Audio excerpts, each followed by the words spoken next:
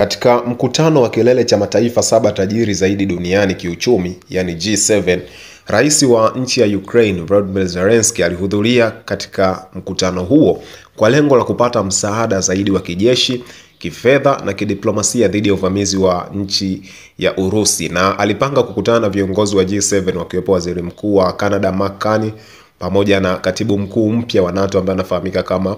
Mark Rutte. Mazungumzo yalilenga zaidi kuhimiza msaada wa silaha, vikwazo zaidi kwa Urusi na mipango ya ujenzi mpya wa Ukraine. Hata hivyo, hali ya mkutano huo ilitikisika mara baada ya rais wa Marekani Donald Trump kuondoka ghafla kufuatia mzozo kati ya Israel na Iran, jambo lililopunguza msisimko zaidi na mafanikio yaliyotarajiwa na rais huyo Zelensky wa Ukraine. Kuondoka kwa Trump kulisababisha baadhi ya nyaraka na maazimio muhimu kushindwa kukamilika, kama vile kuhusu uhamiaji, teknolojia ya akili bandia na rasilimali muhimu. Zaidi ya hayo, msimamo wake kuhusu Urusi uliibua migawanyiko mikubwa miongoni mwa viongozi wa G7.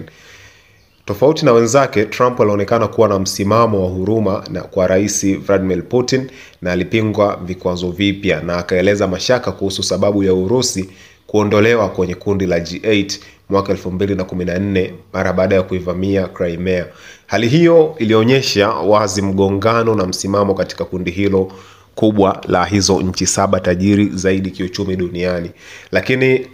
licha ya changamoto hizo, baadhi ya viongozi waliendeleza juhudi zao za kuisaidia Ukraine, huku Zelensky akipata nafasi ya kukutana na viongozi wa mataifa waalikwa yasiyo ya G7 kama vile India, Afrika Kusini, Brazil, Australia, na hii ililenga zaidi kupanua wigo wa ushawishi wa kidiplomasia, huku ziara ya Zelensky ikiwa imeonyesha juhudi kubwa zisizokoma za Ukraine kutafuta uungwaji mkono wa kimataifa licha ya hali ya kisiasa isiyotabilika miongoni mwa mataifa tajiri na mataifa hayo duniani, huku uondokaji wa Trump ukiwa umeibua maswali mengi kuhusu mshikamano wa kidiplomasia wa G7 pamoja na kuweza kukabiliana na changamoto mbalimbali za amani na kiuchumi ambazo zimekuwa zikiendelea hapa duniani.